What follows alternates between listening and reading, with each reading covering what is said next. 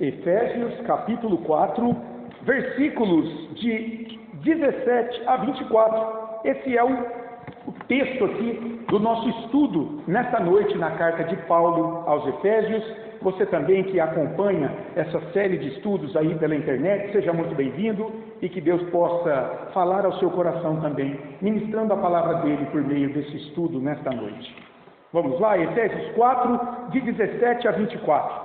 Diz assim a palavra de Deus: Isto, portanto, digo e no Senhor testifico, que não mais andeis como também andam os gentios, na vaidade dos seus próprios pensamentos, obscurecidos de entendimento, alheios à vida de Deus, por causa da ignorância em que vivem, pela dureza do seu coração, os quais, tendo se tornado insensíveis, se entregaram à dissolução, para com avidez cometerem toda sorte de impureza. Mas não foi assim que aprendestes a Cristo, se é que, de fato, o tendes ouvido e nele fostes instruídos, segundo é a verdade em Jesus, no sentido de que, quanto ao trato passado, vos despojeis do velho homem, que se corrompe segundo as concupiscências do engano, e vos renoveis no espírito do vosso entendimento, e vos revistais do novo homem, criado segundo Deus, em justiça e retidão, procedentes da verdade. Até aqui a palavra de Deus que vamos meditar nesta noite. Vamos orar mais uma vez, pedindo a instrução do Espírito do Senhor? Amado Deus e Pai, lida foi a Tua palavra e nós estamos com o coração ávido, sedentos por entendê-la, Senhor. Ajuda-nos, ilumina a nossa mente, aquieta o nosso coração em Tuas mãos, pela unção do Teu Espírito Santo nesta hora. Fala com a Tua igreja aqui reunida, Senhor. Prepara-nos, ó Deus. Dá-nos mais convicção de quem éramos antes do Evangelho e de quem Tu nos tornastes agora por Tua graça, unindo-nos a Cristo Jesus. Ajuda-nos, Pai. Assim te pedimos em nome de Jesus. Amém. Meus irmãos, nós vimos no último estudo que o crescimento espiritual da igreja, ministrado pelos líderes e por cada crente de maneira individual, na edificação mútua de uns e outros, tem por fundamento justamente o conhecimento do Filho de Deus, a cabeça do corpo, da igreja, de onde provém a verdade para a vida do crente. Hoje, nós vamos ver que a unidade da igreja, que Paulo já falou a partir do início do capítulo 4, e a maturidade espiritual dela, devem conduzi-la à pureza de vida. É isso. A igreja amadurece nos dons espirituais que os líderes têm para capacitá-la, nos dons espirituais que Deus dá a cada membro do corpo, para que nesta unidade eles possam crescer mutuamente, serem edificados mutuamente, para que eles sejam blindados contra toda sorte de doutrina, mentiras e heresias. A igreja é única, ela cresce na unidade, na maturidade espiritual, para que ela dê um testemunho de santidade diante do mundo, para que ela cresça em pureza. A gente tem que lembrar que Paulo está escrevendo para cristãos aqui que antes viviam vidas na ignorância de Deus, da obra redentora do seu amado Filho Jesus, pessoas que estavam mortas espiritualmente em seus pecados, com corações endurecidos, dominados pelo pecado, que os levavam a terem mentes com pensamentos fúteis, raciocínios confusos, pessoas dispostas a cometerem todo tipo de imoralidades em suas vidas, mas que agora foram unidas a Cristo, quando foram regeneradas espiritualmente, quando nasceram de novo, ganhando uma nova natureza espiritual, natureza que agora é conduzida pelo Espírito Santo em um processo de santificação diária, progressiva, tendo a mente renovada pela verdade que ouviram na instrução do Evangelho de Cristo. Então, como novas criaturas em Cristo, agora, esses cristãos devem fazer o quê? Eles devem mortificar os desejos corrompidos de uma velha natureza, de um velho homem que vivia sem Cristo, e buscar justamente implementar um novo estilo de vida, condizente com uma nova natureza espiritual que está sendo pelo Espírito recriada à imagem de Deus cada dia mais, em justiça e retidão, que procedem deles estarem unidos espiritualmente a Cristo, que Paulo diz, que é a verdade de Deus para as suas vidas. Então, esse texto tem duas divisões muito simples. Paulo vai falar, primeiro, dos versículos 17 a 19, de um velho homem. Um velho homem que é conhecido de todos nós ainda. E dos versículos 20 a 24, ele vai falar de um novo homem. Então, primeiro, a vida de um velho homem. E depois, a vida de um novo homem. Daí o título aqui do nosso estudo, muito simples. O velho e o novo homem. É disso que Paulo vai falar aqui. E é tão importante, porque nós temos isso. Nós ainda temos coisas de um velho homem, de uma disposição espiritual que ainda muitas vezes quer se levantar contra Cristo. E nós temos coisas de um novo homem, de uma nova vida, uma nova disposição espiritual para lutar contra pecados, mortificar pecados e viver um novo estilo de vida que glorifique a Deus. Vamos pensar um pouco, primeiro, sobre esse velho homem aí. Essa vida desse velho homem. Olha comigo o versículo 17 de novo. Isto, portanto, digo, e no Senhor testifico, que não mais andeis como também andam os gentios, na vaidade dos seus próprios pensamentos. Veja que conjunção importante essa no início. Isto, portanto, digo.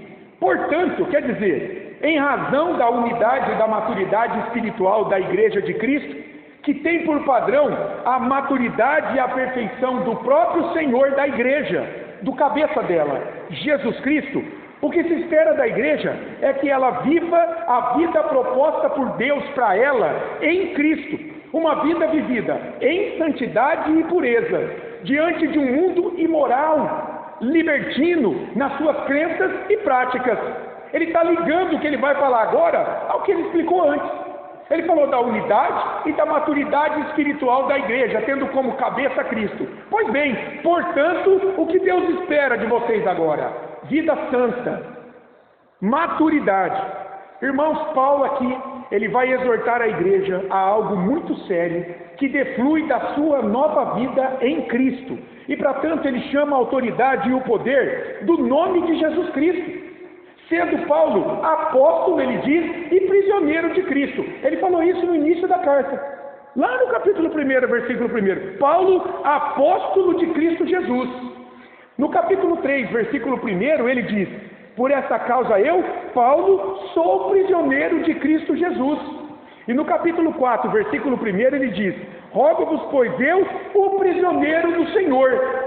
O que significa isso, hein? Paulo afirmar, eu sou apóstolo de Cristo. Fui chamado por Cristo, ensinado por Ele, enviado por Ele. Eu sou prisioneiro de Cristo. Então ele diz, no Senhor, veja aí o versículo 17 do texto. Isto, portanto, digo e no Senhor testifico.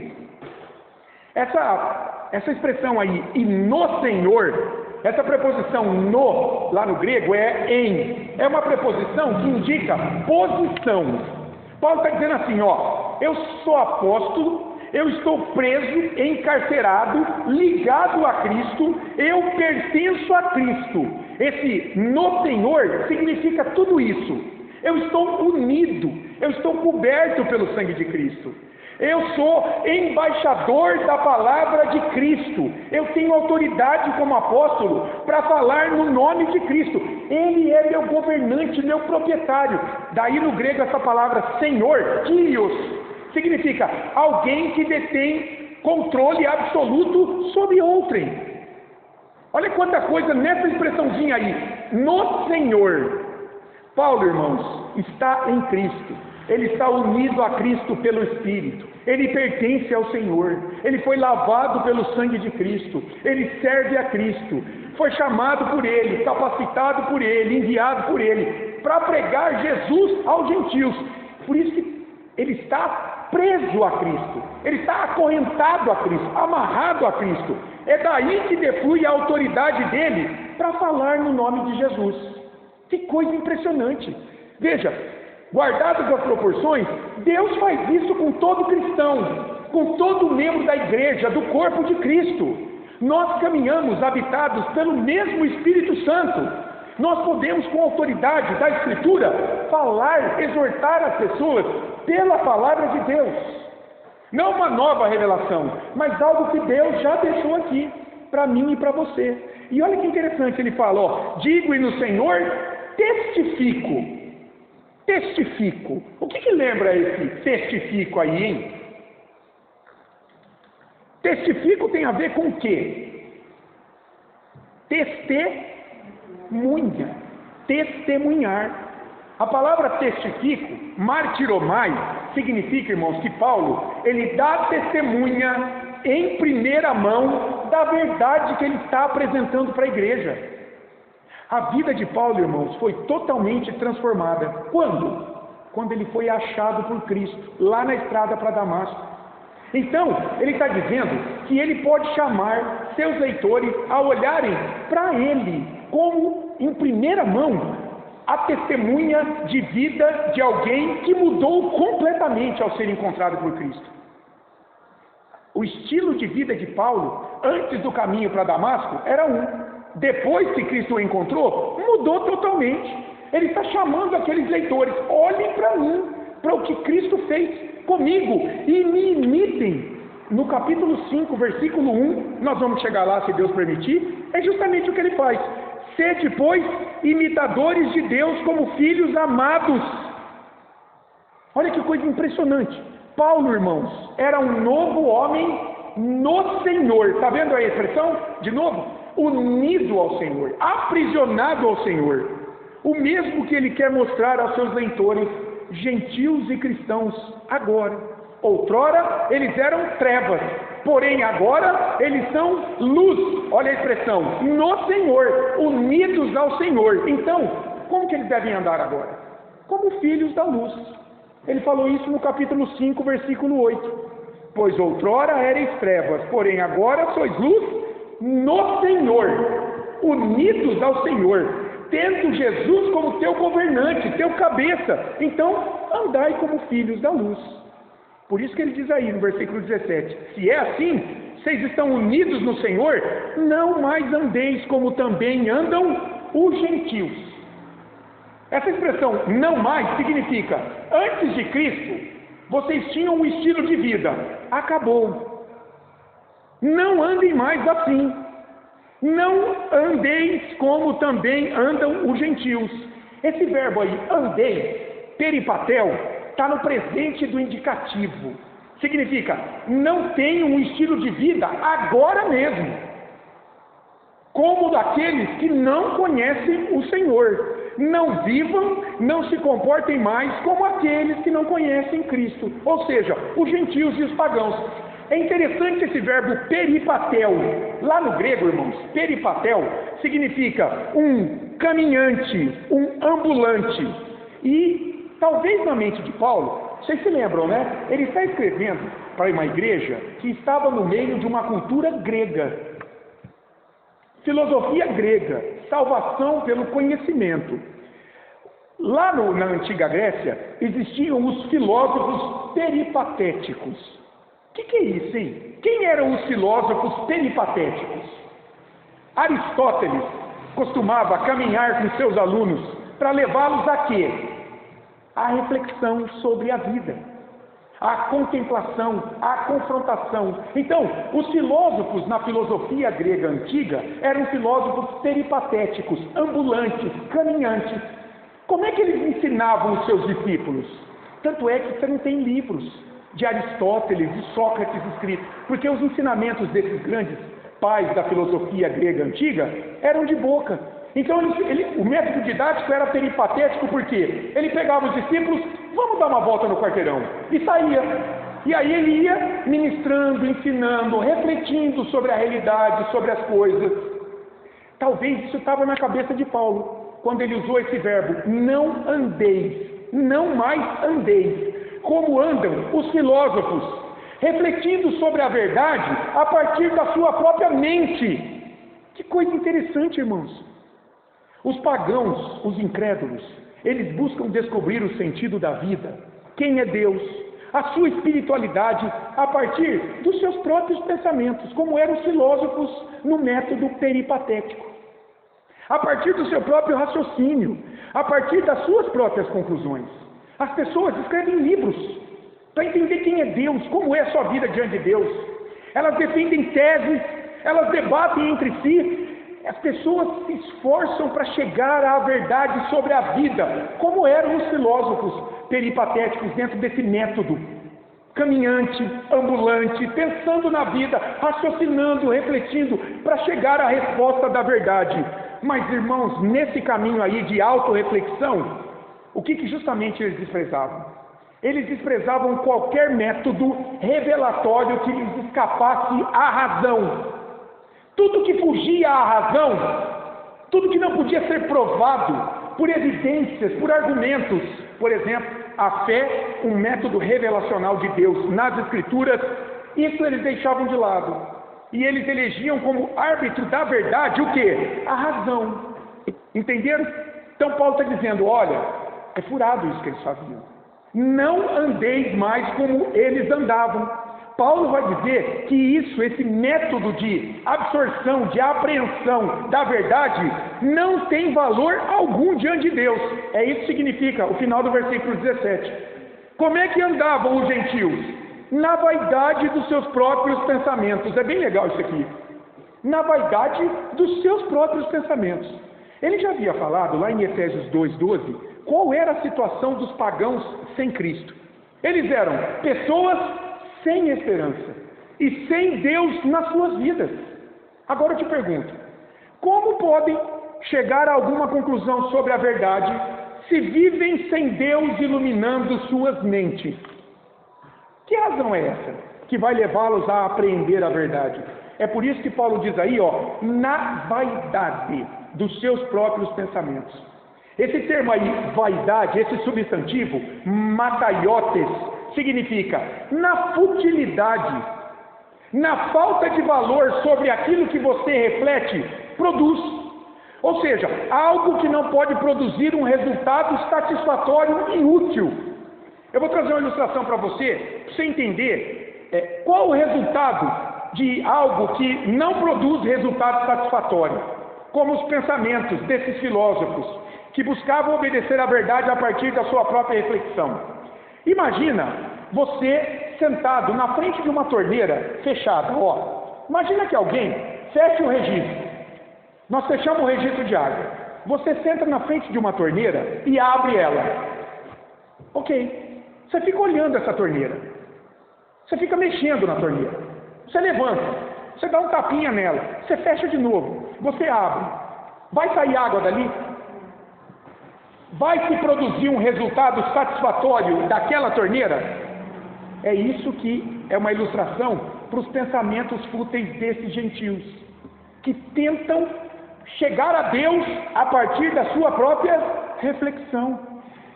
Paulo está dizendo que não tem valor nenhum isso aí que eles fazem.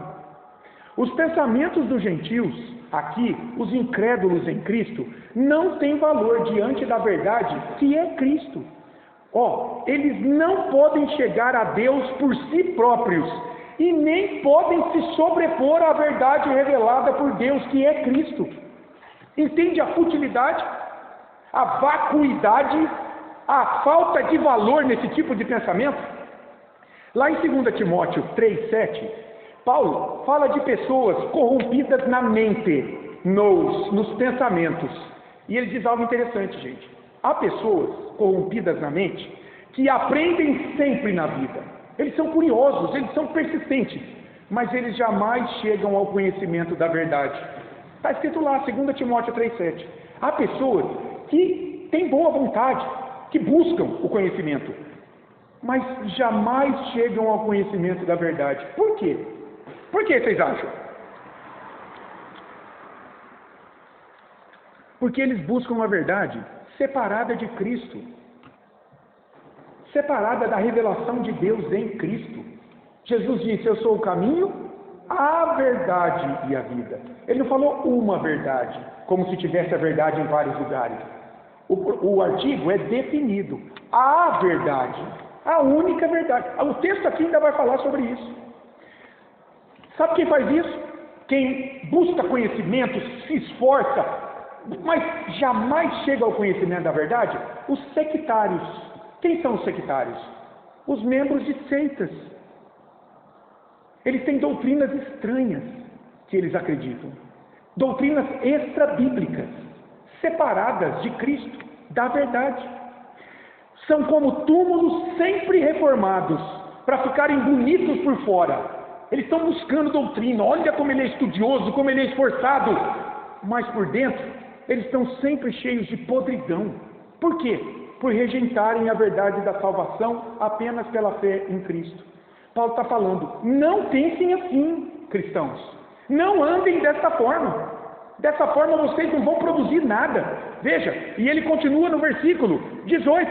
Olha o início do 18. Essas pessoas estão obscurecidas de entendimento. Ou seja, elas têm aqui, irmãos, uma incapacidade de chegar a qualquer conclusão que tenha valor, que seja útil. Estão obscurecidos no raciocínio lógico. Isso é o termo aqui, obscurecido de entendimento. O raciocínio delas é confuso. Eles estão sem luz, vivendo no escuro. Lá em Romanos 1:28, Paulo diz que Deus fez o que em razão da rejeição da pessoa e da obra dele pelos gentios. Deus se revela na natureza, na consciência aos gentios, mas os gentios resolvem desconsiderá-lo. O que Deus faz?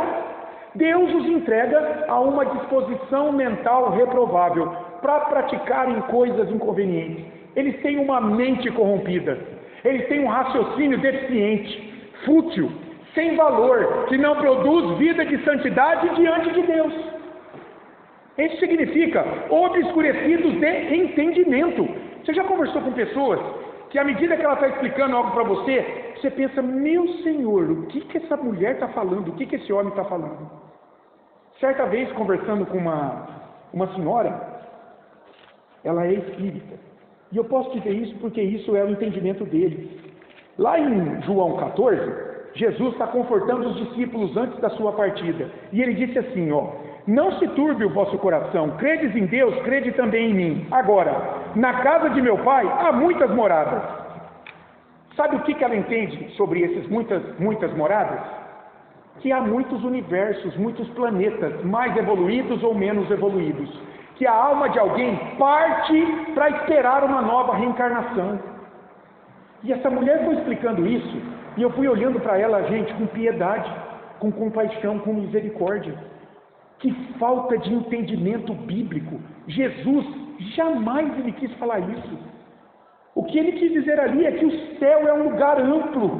Todos os eleitos, toda a igreja está reservado morada, a igreja, lá no céu, nos tabernáculos eternos.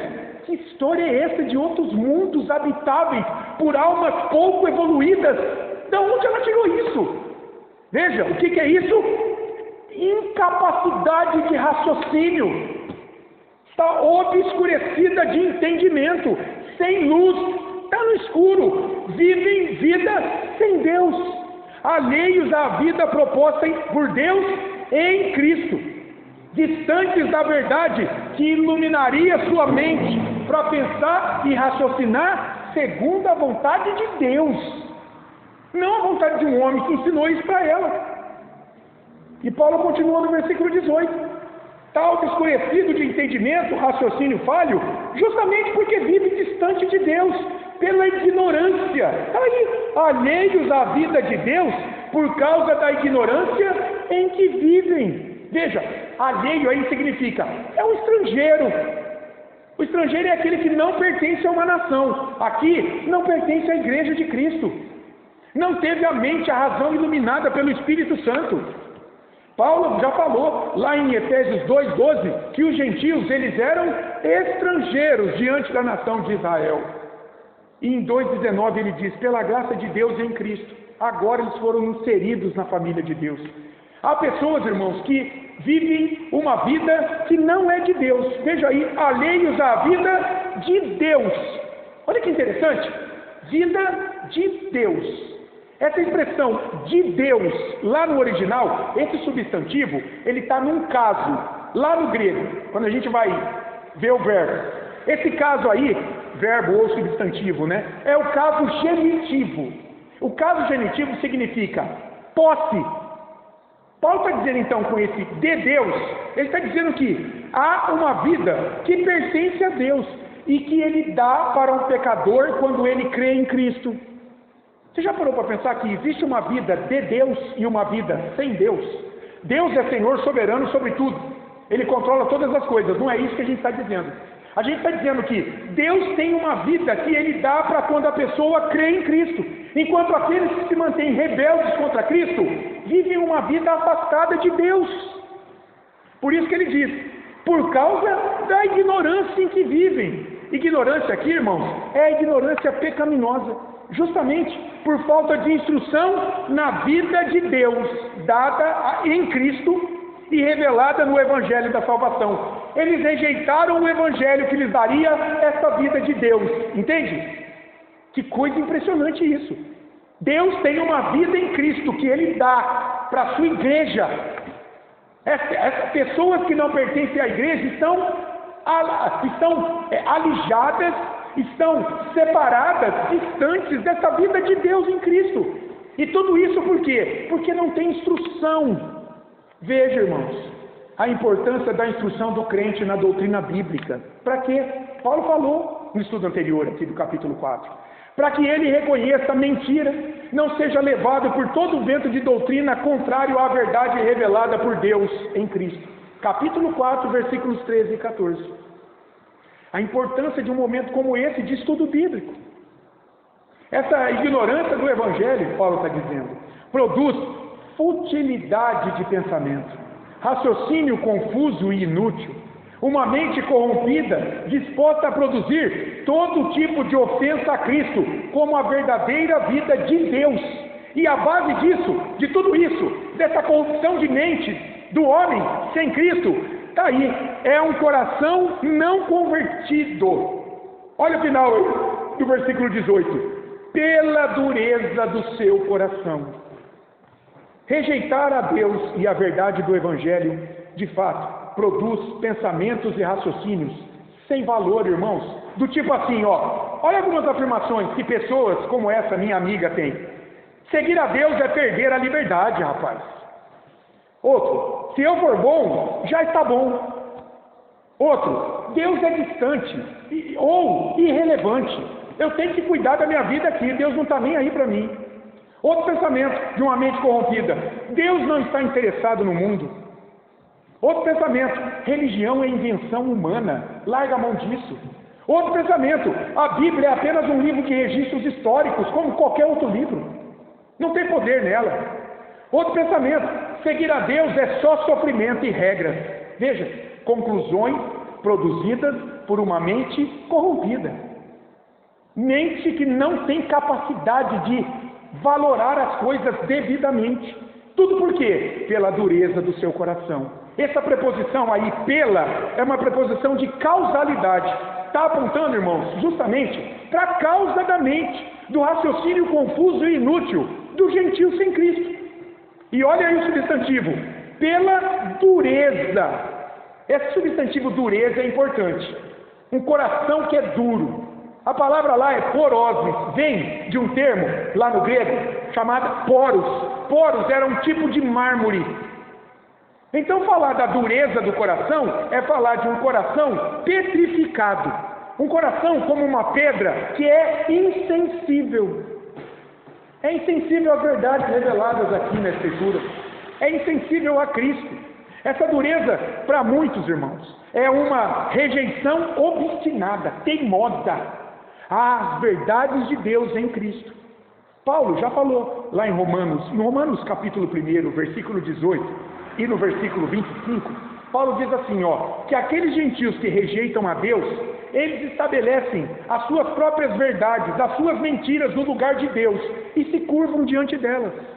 Como essa minha amiga, olhando para João 14:1 e entendendo que essas moradas são outros planetas onde almas menos evoluídas vão repousar até se encarnarem. John Stott, olhando para esse texto aqui, irmãos, até o versículo 18, ele traça o que ele chama de o caminho do mal na vida do ímpio. Olha o que acontece na vida do ímpio. Em razão da dureza, da insensibilidade do seu coração, sua mente e seus pensamentos ficam sem luz, obscurecidos, incapacidade de raciocínio. E por fim, ele se entrega a todo tipo de imoralidade. Percebe aí, coração mente, conduta corrompidas. Por quê? Porque ele foi insensível, ele rejeitou o Evangelho, a verdade de Deus em Cristo. Coração aí, irmãos, a gente sabe, não é? Não é o órgão aqui. Coração na Bíblia é a integralidade do homem. Mente, emoções, sentimentos e conduta. Aponta para uma natureza espiritual caída em Adão, dominada pelo pecado, que afetou a mente, os sentimentos e o comportamento de alguém, levando-o a se tornar insensível à verdade revelada por Deus em Cristo. Você vai falar do Evangelho para muitas pessoas, parece que você está falando com uma porta, com uma árvore. Você está falando que a pessoa ela está pensando na lista de compra do outro dia.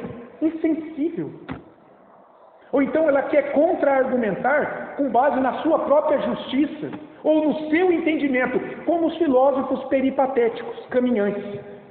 Então ela fala, não, mas olha, eu entendo que Deus se relaciona assim com o homem. Eu entendo que eu vou ser agradável a Deus se eu me comportar desta maneira. Está vendo? Uma pessoa que está insensível a Cristo e à verdade revelada por Ele na Escritura. Ela não consegue ver. Esse coração está duro. É isso que Paulo acusa no versículo 19. Olha aí. Os quais, ou seja, esses gentios, tendo se tornado insensíveis. O que eles fizeram? Se entregaram à dissolução para com avidez cometerem toda sorte de impureza. Veja, tendo se tornado insensíveis. Ou seja, a palavra aí significa, essas pessoas se tornaram insensíveis à dor. Calejadas em sua consciência. Sabe um calo? Um calo é uma pele morta. Você pode apertar ele, furar ele, não dói. Se o pagão, irmão, o gentil tem o coração corrompido e dominado pelo pecado, o que o leva a ter pensamentos inúteis sobre a vida com Deus, raciocínios confusos em termos de vida espiritual, se eles vivem distantes da verdade revelada por Deus no Evangelho de Cristo, eu pergunto para você, eles entendem o que significa pecado, ofensa à lei de Deus, busca de santificação diária? Eles entendem? O que vocês acham? Jamais! Impossível! Eles não entendem. Aí que está esse termo insensível à dor. Essas pessoas estão cauterizadas em suas consciências. Eles mentem, adulteram, são desonestos, maledicentes, fanfarrões, dão risada da igreja e ainda incentivam outros a terem o mesmo estilo de vida. Paulo está explicando para a igreja, para os crentes, cuidado com esse estilo de vida. Isso não pertence a vocês. Para eles, irmãos, o pecado não dói, não incomoda, não fere suas consciências, aí ela está calejada. Eles não têm o Espírito Santo como sinal da nova vida, que Deus, ao unir um pecador a Cristo, dá, e que o acusa quando ele peca, levando ao arrependimento, confissão, na certeza de que em Cristo ele é perdoado. Essas pessoas não têm nada disso. Eles estão mortos espiritualmente. Efésios 2:1. Um morto não pode se arrepender. Um morto não pode refletir sobre seus erros diante da lei de Deus, diante da palavra de Deus, diante da verdade que é Cristo. Ao contrário, eles se entregam à dissolução, diz Paulo nesse versículo 19. É bem interessante isso aqui.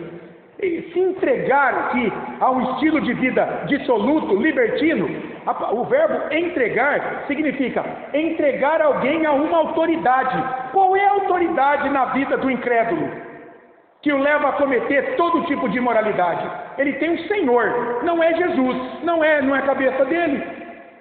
A autoridade na vida dele é o pecado, aguçado por Satanás, por um mundo corrompido e caído, que o leva a pecar sem nenhum arrependimento, sem entendimento sequer. Eles se entregam a isso. É o pecado que diga os desejos corrompidos do coração desse não convertido a Cristo. E eles se entregam aí à dissolução. Essa palavra é pesada, irmãos. O que é alguém entregue a uma vida dissoluta? Uma vida abandonada ao pecado. Sabe um barco que solta as amarras e vai ao léu no meio do mar furioso? Esse é o entregue a uma vida dissoluta. Não tem condução, não tem como parar. Uma vida libertina, depravada, licenciosa. Uma vida entregue nos braços do pecado para satisfazer-lhe os desejos. Meus irmãos, como há pessoas assim na sociedade. Veja, Paulo continua aí o versículo 19, que eles têm avidez para cometerem toda sorte de impureza. A avidez eles têm um desejo excessivo, imoderado, sem controle, uma ganância para cometer todo tipo de impureza. Impureza aí é imoralidade, é imundícia. A palavra é acatarsia, normalmente é usada para imoralidade sexual, mas aqui serve para todo tipo de quebra da lei de Deus, quebra dos mandamentos da lei de Deus, todo tipo de imoralidade, de impureza. E o que eles cometem, hein? Nós já vimos isso nas pregações de Romanos. Lá em Romanos capítulo 1, versículos de 28 a 31, Paulo traz a mais extensa lista de pecados do Novo Testamento. Vamos relembrar? Olha o que esse homem aí comete. Romanos 1, de 28 a 31. E por haverem desprezado o conhecimento de Deus, veja aí o coração insensível. Você chama para vir à igreja, você prega, você busca ensinar, você mostra com o teu estilo de vida que é possível viver uma vida diferente. Essa pessoa não quer. Então, e por haverem desprezado o conhecimento de Deus, o próprio Deus os entregou a uma disposição mental reprovável, para praticarem coisas inconvenientes. Aqui são essas impurezas. Olha o que eles fazem. Cheios de toda injustiça, malícia, avareza e maldade, possuídos de inveja, homicídio, contenda, dolo e malignidade, sendo difamadores, caluniadores, aborrecidos de Deus, insolentes, soberbos, presunçosos, inventores de males, desobedientes aos pais, insensatos, pérfidos, sem afeição natural e sem misericórdia. Toda sorte de coisas inconvenientes, imoralidades. Eis aí, irmão, um retrato do homem adâmico, que gosta do pecado e está distante da verdade revelada no Evangelho. Está cheio de gente assim. E tem uma ilustração bacana para mostrar isso, é a ilustração do porco e do cordeiro no lamaçal. Imagina, um cordeiro e um porco caem no lamaçal. Eles têm comportamento totalmente diferente. O cordeiro se desespera, chora, tenta sair, não é o habitat dele, ele não quer a sujeira em si. E o porco? O porco se chafurda. O porco gosta, se revira, se diverte, se deita na lama com prazer. Aquilo que para o cordeiro é incômodo, para o porco é uma alegria, rapaz. Vamos trazer para o texto? Assim é o coração daquele que não é regenerado. Não é que ele não apenas peca, ele ama a lama. Ele gosta do pecado. O porco quer viver cada dia mais no chiqueiro, na lama. Ele conhece a sujeira e ele gosta dela, enquanto o cordeiro quer se ver limpo da sua sujeira rapidamente. Enquanto o salvo luta contra o pecado, o ímpio se entrega a ele com prazer. Não há inocentes, irmãos. Não há inocentes sobre a face da terra. Por mais bonzinho que alguém possa ser aos olhos humanos, se ele caminha sem Cristo nessa vida, ele vive num lamaçal. Ele gosta daquilo. O Evangelho, irmãos, nos chama a ser como cordeiros, que quando caem no lamaçal, no pecado, desejam se levantar, se limpar, sabendo que a graça de Deus em Cristo está sobre a sua vida. E que pelo arrependimento e confissão de pecado em oração, é promessa de Deus.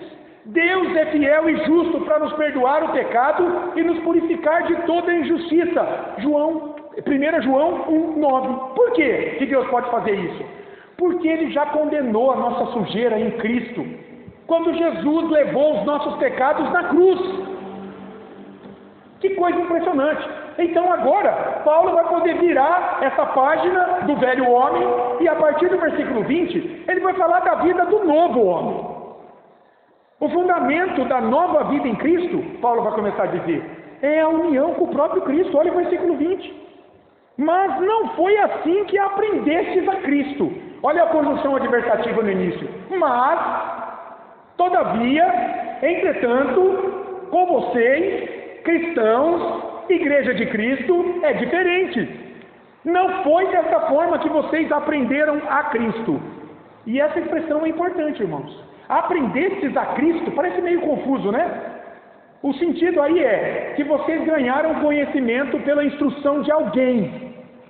A igreja ganhou conhecimento quando foi instruída em Cristo pela pregação de Paulo a eles, a pregação do Evangelho. A relação aqui é de professor e aluno.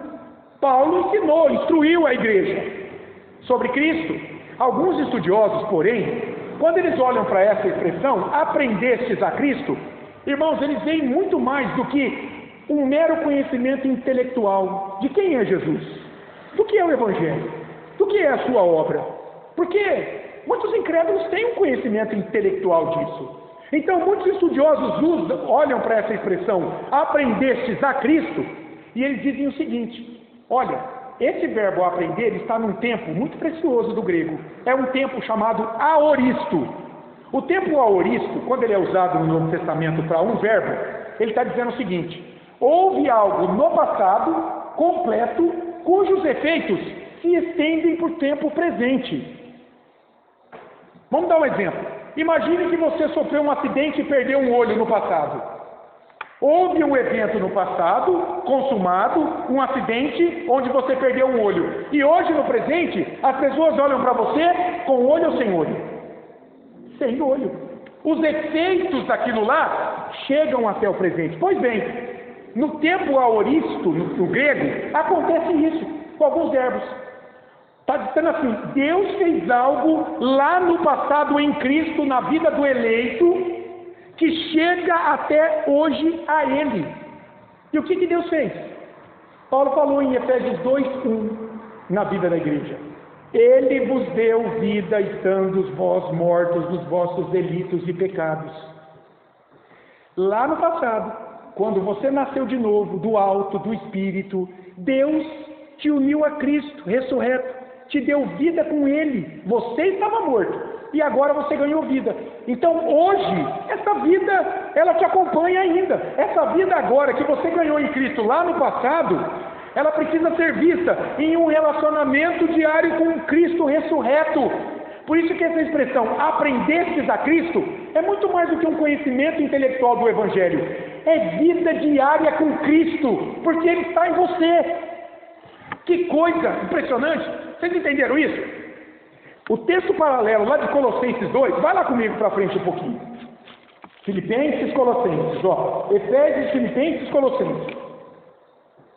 Efésios, Filipenses, Colossenses, capítulo 2, versículos 6 e 7. Esse texto revela isso. Um conhecimento de Cristo muito mais profundo do que o mero conhecimento intelectual do crente. Um conhecimento espiritual, a nova natureza ganhada na regeneração. Olha lá Efésios 2, versículos 6 e 7. Olha o que ele diz. Todo mundo achou? Ora, como recebestes Cristo Jesus do Senhor, assim andai nele. Esse recebestes Cristo Jesus vocês foram unidos espiritualmente a Cristo, quando vocês nasceram de novo. Vocês aprendestes a Cristo. E olha o 7. Nele radicados e edificados, está vendo a união? Nele radicados enraizados em Cristo. E edificados e confirmados na fé, tal como fostes instruídos, crescendo em ações de graça. Irmãos, claro que tudo começa na instrução acerca do Evangelho. É assim que o Espírito Santo age, aplicando ao coração a palavra pregada e regenera de maneira ordinária o ouvinte. E o que Paulo esperava dos seus leitores? Ora, ele esperava que os seus leitores estivessem vivendo segundo o ensino da palavra que ele pregou a eles, a verdade revelada na cruz de Cristo. Ele diz isso, meio que usando uma ironia, né? Ali no versículo 21. Olha o 21. De Efésios, volta para Efésios. Efésios 4, 21. Se é que de fato o tendes ouvido a Jesus, e nele fostes instruídos, em Jesus, segundo é a verdade em Jesus. Olha os verbos que ele usa aí. No versículo 21, no versículo 20, ele fala: aprendestes a Cristo. No versículo 21, ele fala: tendes ouvido a Cristo, fostes instruídos em Cristo. Novamente, esses três verbos estão naquele tempo. O tempo aoristo, quer dizer, no passado, quando o evangelho foi pregado a eles por Paulo, houve a instrução da parte de Deus. O que aconteceu? Cristo entrou na vida dos que creram. E agora? Bom, agora espera-se que esses convertidos vivam segundo a verdade em Jesus revelada a eles. É isso que diz o versículo. Agora eu pergunto: que verdade é essa revelada por Jesus, em Jesus, a qual eles ouviram e foram instruídos? O que vocês acham? Que verdade é essa? Que eles ouviram Paulo pregando. Eles ouviram Paulo pregando a Cristo, foram instruídos sobre Cristo, sobre o Evangelho. A salvação, ela desemboca em quê? Em uma vida. A salvação pela graça desemboca em uma vida, em uma nova vida. Eu lembrei do texto lá de 1 João 2,6. Olha o que João diz lá em 1 João 2,6. Aquele que diz que permanece nele, entre parênteses, quem é o nele aqui? Em Jesus. Esse deve também andar como ele andou. Quem diz que pertence a Cristo, sabe qual é a grande evidência disso? Você deve buscar imitar a Cristo, andar como ele andou. Trocando em miúdos, irmãos, é preciso abandonar a velha vida. Paulo vai começar a falar sobre se despojar do velho homem, tirar a roupa suja de uma natureza pecaminosa e assumir uma nova vida em Cristo, revestir-se e renovar a mente em Cristo. Olha o versículo 22. No sentido de que, quanto ao trato passado, vos despojeis do velho homem, que se corrompe segundo as concupiscências do engano. Vamos entender isso aqui. Paulo está dizendo: quanto ao trato passado de vocês, ou seja, quanto à maneira antiga que vocês viviam, o que vocês têm que fazer? Vocês têm que parar de viver daquele jeito. Isso que significa o despojeis aí. Vos despojeis. Vocês têm que tirar aquela roupa suja de uma antiga vida que dava ouvidos aos desejos corrompidos de uma natureza espiritual caída, do coração não regenerado. Por quê? Porque agora Cristo habita em vocês. Esse velho homem, essa velha natureza dominada pelo pecado, tem que deixar de existir. É legal esse vos despojeis. Tem o sentido de parar uma condição que vinha acontecendo.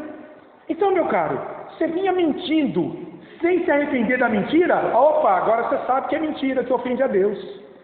Você era alguém que consumia pornografia sem se arrepender disso? Opa, agora você sabe que isso aí é condenado por Deus, e por aí vai. Parar um estilo de vida que se corrompia, Paulo vai dizer aí. Ou seja, era algo perverso, depravado. Destruía-se por desviar-se daquilo que é correto, moral e bom. Um estilo de vida onde desejos enganosos de uma natureza espiritual caída, é esse termo aí, concupiscências do engano, desejos corrompidos, desejos que enganavam o homem. Esses desejos dominavam uma pessoa, levava ela a se corromper, a quebrar a lei de Deus sem o menor arrependimento. Tem que parar. Tira essa veste podre, suja. O ímpio, irmãos, quando a gente olha para esse texto aqui, a gente entende o seguinte: o ímpio vive sendo enganado pelos desejos do seu coração. Ele não sabe disso. Ele se acha muito esperto, mas é um bobão dançando no picadeiro do diabo e da sua própria maldade. Olha que interessante. Ele tem... O que Paulo falou até agora? Ele tem os pensamentos fúteis, sem valor. O raciocínio confuso, não consegue pensar, por viver distante do conhecimento de Cristo no Evangelho. E daí ele pratica toda sorte de imoralidade e de pecado. Ele faz mal a si mesmo, ao próximo, ele ignora Deus, ele zomba da igreja, o que vai corrompendo a sua vida espiritual e moral cada dia mais. E ele se acha muito esperto. Sabe qual é a filosofia da vida do ímpio? Me engana que eu gosto. Você já viu gente assim? O pecado faz isso. Me engana que eu gosto. E ele vai sendo tocado. Deixa a vida me levar, vida leva eu. Esse é o ímpio, com raciocínio fútil, sem a capacidade de raciocinar acerca da vida com Deus, acerca de quem é Deus, do que fez Cristo, de quem Ele é diante de Deus. Ele não tem essa capacidade. Mas e o crente? Não. O crente foi instruído a se comportar de maneira distinta. Paulo está dizendo: tirem o trapo sujo e corrompido do pecado que vocês vestiam e vistam agora as vestes de justiça de Cristo.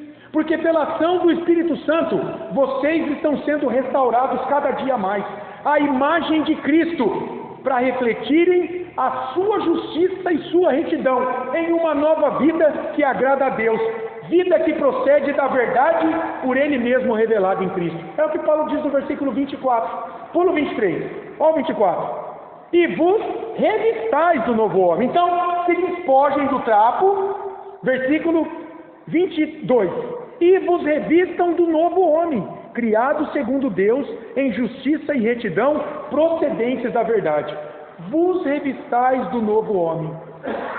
Se despojar é tirar uma veste suja, revistar é se vestir, é ser agraciado com uma nova condição, a nova vida em Cristo. Um novo homem significa uma nova natureza espiritual. Ganhada quando? Quando é que esse pecador ganhou, se tornou um novo homem, uma nova criatura de Deus, um filho de Deus? Quando ele creu em Cristo. Muito bem. Quando ele creu, ele ganhou isso na sua regeneração. Uma nova disposição de viver a vida para a glória de Deus. Algo que não havia nessa vida antes dessa regeneração. E essa pessoa, eu acho incrível isso, ela precisa ser criada por Deus. Paulo diz aí, criado segundo Deus. Não é segundo os homens. Isso mostra que a paternidade divina ela é espiritual, não é biológica. Filho de crente não necessariamente é crentinho. Filho de incrédulo não necessariamente vai ser incrédulo. João 1,12 diz: mas a todos quantos o receberam Jesus, creram nele, o fizeram Senhor, cabeça da sua vida, dono do seu coração. Deu-lhes o poder de serem feitos filhos de Deus, a saber, aos que creem no seu nome. Irmãos, uma das maiores falácias é as pessoas dizerem que todos são filhos de Deus. Eu entendo quando a pessoa diz isso. Ela está cheia de boa intenção, mas ela está confundindo criatura com filho. Todos são criados por Deus, a imagem de Deus. Nós estamos estudando isso em antropologia bíblica, na escola dominical. Dona Lourdes, a senhora está convidada. Domingo, às 10, a gente está estudando um tema interessantíssimo, sobre a nossa natureza. Quem nós somos diante de Deus?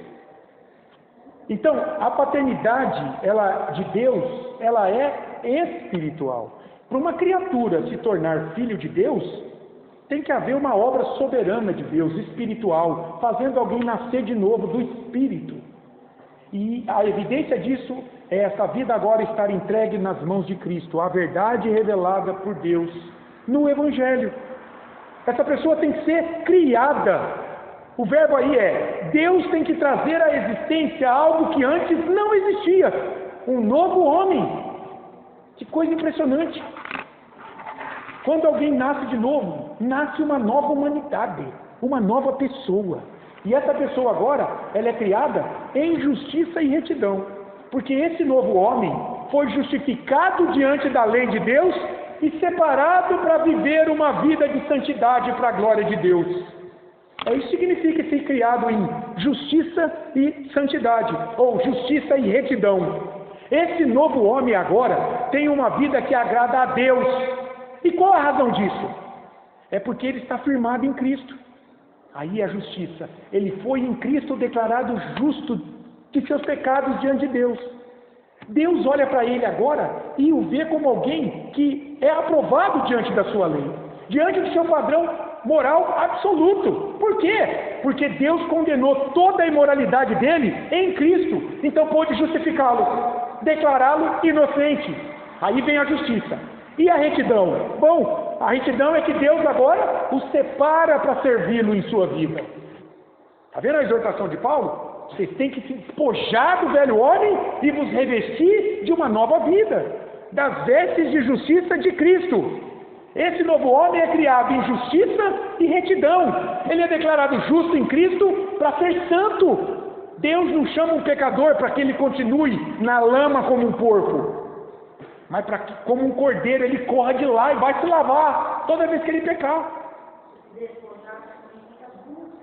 Esse despojar também, porque quando você está tirando esse trapo de pecado, de imundícia de você, entrementes a isso, concomitante a isso, você está sendo instruído na palavra de Deus. E é isso que faz com que você se arrependa dos seus pecados cada dia mais. Deus agora revelou a verdade para você, do que Ele espera da tua vida. Então, irmãos, se o velho homem não pensava corretamente, tinha o raciocínio confuso, em razão da corrupção do seu coração, o novo homem, ele deve buscar renovar a sua mente, o seu modo de pensar, os seus pensamentos a cada dia, porque unido a Cristo, ele foi elevado às alturas e deve buscar encher a sua mente com as coisas do alto, com as coisas lá do céu, onde ele e Cristo estão. Paulo vai falar disso lá em Colossenses 3, 1-3. E ele resume nesse versículo 23. Olha o 23. E vos renoveis no espírito do vosso entendimento. Renoveis. Ou seja, é algo, tornar-se frequentemente melhor. Quer dizer, progredir na forma de pensar, na mente, no raciocínio. Veja, e esse espírito, vos renoveis no vosso espírito de entendimento, quer dizer, que vocês agora tenham uma inclinação de alma quanto ao pensamento sobre a vida com Deus, baseado na verdade que eu revelei a vocês, quando preguei o Evangelho. Vocês agora precisam pensar sobre a vida, não como os filósofos peripatéticos, examinando segundo a sua própria razão sobre a contemplação das coisas, a busca do significado da vida, de sentido, a partir das suas próprias ilações. Não, mas a partir da verdade em Cristo revelada a vocês. Tenham um pensamento racional quanto à verdadeira vida com Deus. Vos renovem nesse modo de pensar a cada dia, conhecendo a palavra cada dia mais. Na regeneração, irmãos, o crente não perdeu a sua racionalidade. Tem gente que acha que crente é um bando de desmiolado. Irmãos, a regeneração faz o contrário. Tem um livro que chama Crer é também pensar. Crer é também pensar. Na verdade, irmãos, a razão agora, ela vai ser empoderada. Ela vai ser iluminada pelo Espírito Santo para levar essa pessoa a compreender e aceitar a verdadeira vida dada a ela em Cristo quando ela creu. Pelo contrário, quando Deus nos alcança pelo seu Espírito, rapaz, a tua mente é empoderada, ela é iluminada, ela é transformada. Paulo diz que nós temos a mente de Cristo para conhecer a vontade de Deus, revelada na sua palavra. Como é que o crente pode ser um desmiolado? É preciso, irmãos, para isso, um exercício espiritual diário, para essa renovação da mente, para renovar esse modo de pensar, essa capacidade de raciocínio sobre a vida com Deus. Isso não vem por mágica, não vem sem esforço. Do ponto de vista humano, mortificar pecado, renovar o modo de pensar sobre a vida, sobre o que acontece, produzir o fruto do Espírito, envolve luta contra desejos caídos, ainda persistentes do coração humano, mas agora dominados pelo Espírito, que conduz esse modo de pensar, esse raciocínio. Era essa nova vida que Paulo esperava dos seus leitores cristãos e que Deus espera de cada um de nós hoje. Vamos fazer algumas aplicações, olhando para esse texto? Deu para pegar, de maneira geral, que Paulo fala sobre o velho e o novo homem? Então, primeiro, o que esse texto fala para mim e para você? Deixe o velho modo de viver. Tem que deixar, irmão. Paulo descreve a vida sem Deus. Como que a vida sem Deus é? Vazia, sem valor, obscurecida no raciocínio, dominada por desejos impuros do coração, marcada por um domínio pecaminoso. Então, o que nós temos que fazer? Todos os dias, examinar a nossa vida. Existem hábitos, pensamentos, atitudes que refletem o velho homem. Se existir, tem que ser abandonado, irmão. É preciso lutar, é preciso abandonar isso. Em arrependimento, vida de oração, conhecimento de Deus. Lute para abandonar esse velho modo de vida. Em segundo lugar, não viva como o mundo vive. Os cristãos não devem imitar a cultura ao seu redor, mas marcar a cultura com a mente de Deus, que é deles. Marcar a cultura, sua família, seu trabalho, as coisas, com uma mente, com um modo de pensar renovado pelo Espírito. Então, questione seus padrões, por exemplo, de consumo, de entretenimento, a sua linguagem, suas decisões. Será que elas estão alinhadas com a mente de Cristo ou estão mais alinhadas com o mundo? Que tristeza!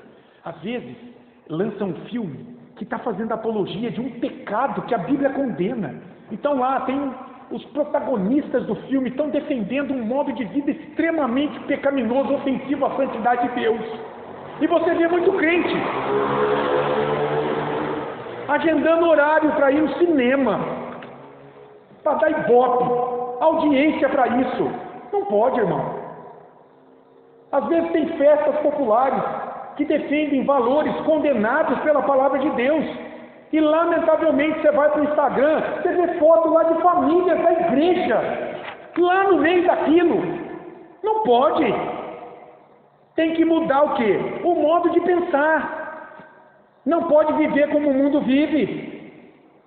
Não pode fazer parte do velho homem. Tem que lutar para implementar um novo estilo de vida em Cristo. Terceiro lugar, consequência disso, renove o seu modo de pensar todos os dias. A transformação cristã, irmão, começa na mente, pela palavra de Deus, na instrução da palavra. É o ensino da palavra, preste atenção, que transformará os teus pensamentos e moldará a tua conduta. Todo pecado começa primeiro aonde? Você pensa algo errado, cobiça com o olho, pensa, o pecado nasce, e daí vem a conduta. Começa aqui. Então, você vê como não é à toa que Paulo, lá em Romanos capítulo 12, ele diz que nós devemos renovar o nosso pensamento, renovar a nossa mente, o nosso modo de pensar, a partir do quê? Da instrução da palavra.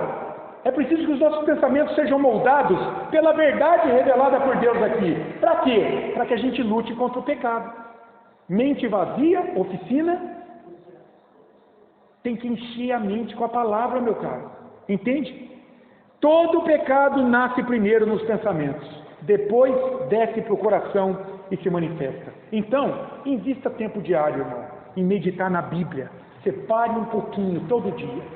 Escolha um livro para ler. Vou começar a ler esse livro. Pegue um capítulo por dia, meio capítulo por dia, o que você der conta. Mas invista um tempo debaixo de oração, pedindo para o Espírito Santo iluminar o teu entendimento. Ore sobre aquilo. Algo que possa ter sido destacado naquele texto que você leu, às vezes uma expressão, medite sobre aquilo. Meditar tente relacionar aquilo com a tua vida. Senhor, o que isso aqui fala para mim? O que isso aqui quer dizer? Onde é que eu posso aplicar isso aqui na minha vida?